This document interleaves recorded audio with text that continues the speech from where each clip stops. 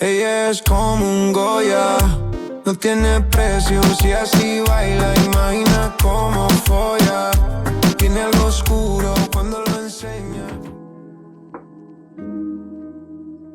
Welcome back to another range review. We're going to go over an AR that I have been excited about for a really long time. This is a full custom build. This is kind of a culmination of like everything that I've researched over the years coming together into one rifle. Pretty excited about it. I'm still working out a couple things, making sure that it runs exactly how I want it to, but so far it's really good. So a quick overview of the entire setup, super brief because I'm going to do a full review of this later. Radian ADAC lower, Sons of Liberty upper. The bolt carrier group is from VKTR, and it's the special one with the enhanced cam path and better timing. We have the Geissele rail there, Geissele barrel, rifle speed gas block, a Stealth Additive Works Tisha, the light I always run, which is in combination with a laser speed. I'm not sure if I want to run this yet. It's a little bit heavy on the front end. I think I might switch it out for something else, but it's a good laser overall. The SureFire Scout turbos are absolutely amazing. I love those. And I'm also running Silencer Co.'s new charging handle, which is gas defeating.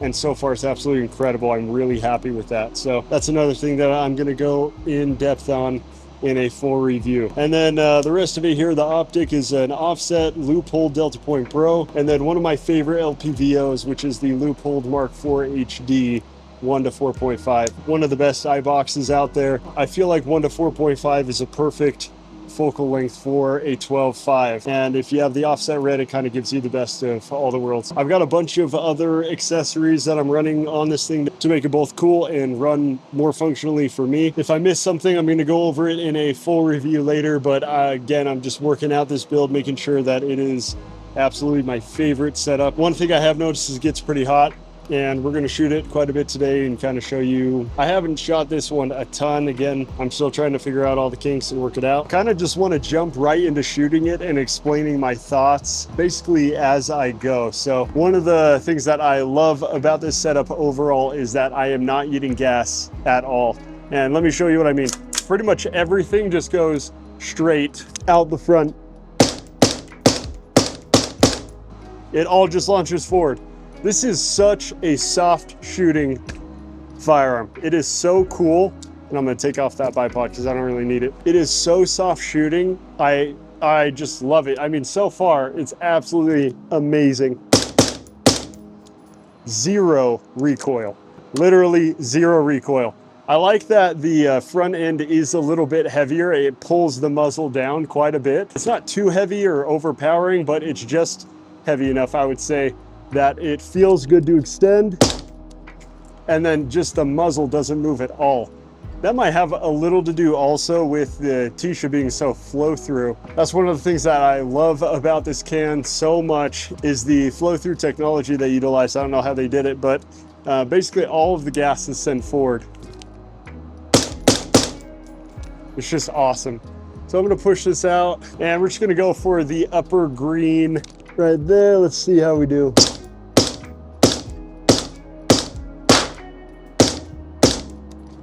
All right, a couple shots, just kind of on a whim shooting.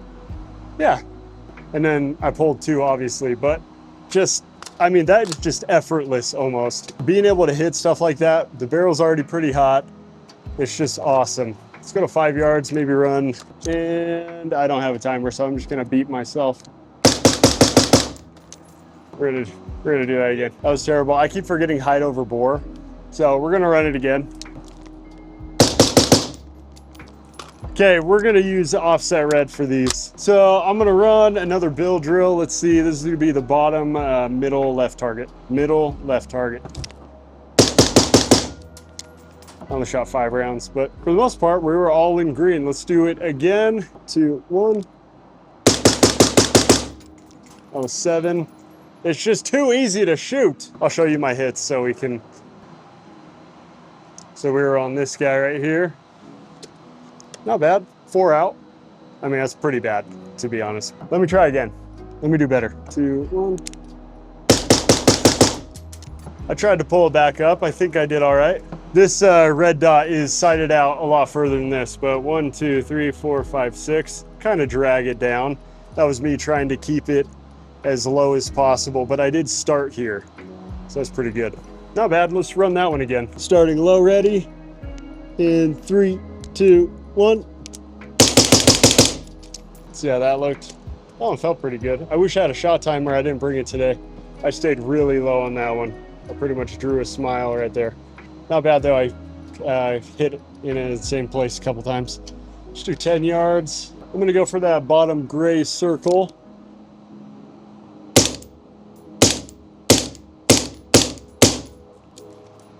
Let's see how we did. That wasn't anything in particular. I was just shooting for fun. Just for fun. Oh, I actually do want you to see this group. So that was my first shot. And then I was like, oh yeah, I'm supposed to aim here. So I aimed there. Just got a really good group there. I mean, stacked those up pretty good. So as soon as, I mean, obviously, as soon as you get used to this setup, it runs really, really well. And it's so easy to shoot. It's so easy to stay on target. I don't know, like this is me trying to go as fast as possible. This is me just being comfortable with it. And I stacked them up really nice. So I think now we should do maybe an accuracy test, and let's see how tight of a group I can get. We're just gonna go the max distance, which I'm pretty sure is 25 yards at this range. Before we jump into the accuracy test, huge thank you to the sponsors of the channel, HSL Ammo, which is all of the ammo you're seeing me shoot right now. It's shooting fantastic, it always has. And also, of course, OpticsPlanet. Thank you so much, guys. I appreciate everything that they do for the channel. Also, make sure you become a member of the kit page of my website where I organize everything that I talk about on the channel. So let's jump into the accuracy test here. I don't know, 10 rounds? Let's see.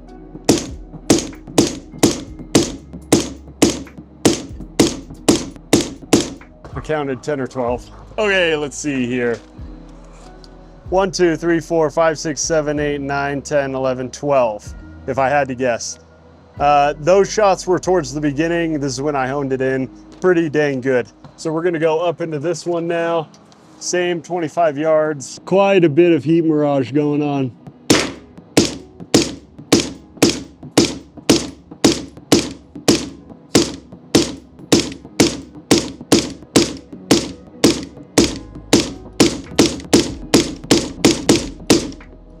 Okay, that was 29 rounds. So let's see what 29 rounds looks like. You might remember what it looked like before. Maybe I'll flash that right here. But it looks like for the most part, I stacked those up exactly where I was hoping.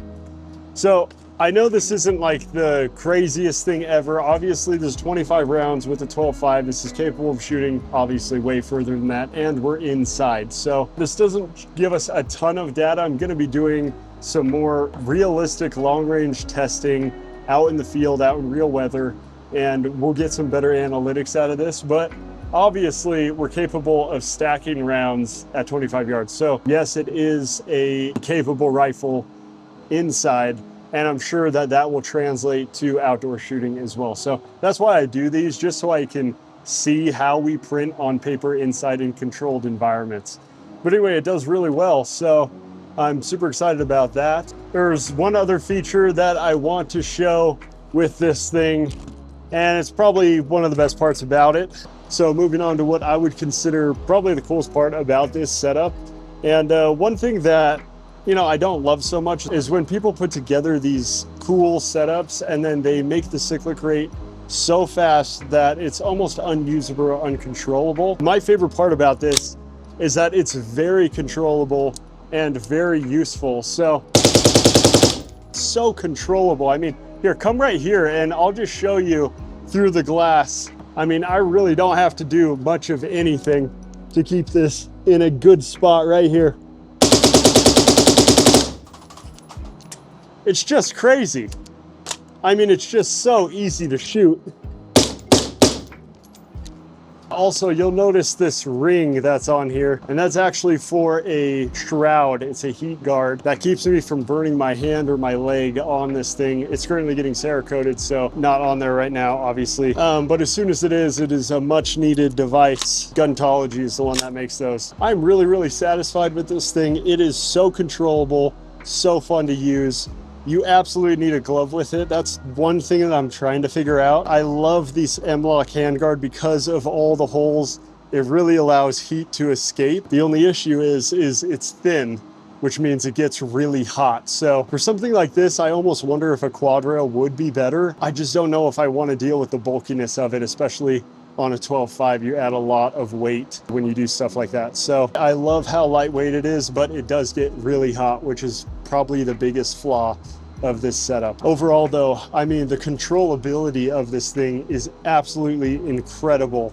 And the cyclic rate, I think is perfect. So I'm gonna do one more mag. The Stealth Additive Works Tisha is phenomenal. I can't say enough good things about it. I have it mounted here on a Xeno hub and a Xeno 3-prong from Dead Air. I do really like Dead Air. I think they made one of the best mounting solutions for cans on the market. I do also really like silencer codes. They have the lock-in collar and everything like that, but this one is reverse thread, so it actually tightens as you shoot. So really cool features. I've never had it come loose on me, and it also stays bore-centric no matter pretty much what I put it through, which has become very important to me. You need to make sure that everything is bore-centric and you have perfect concentricity. Otherwise, it's going to throw off your accuracy, which does matter a lot. So the more that I find good mounting solutions, the more I just like them and run them all the time. So that's what I've done with Dead Air Xeno. Appreciate them a lot. Let's run through one more mag, and then I think I'm going to call it. So it started semi here. Just nothing. Let's go move into fun mode here.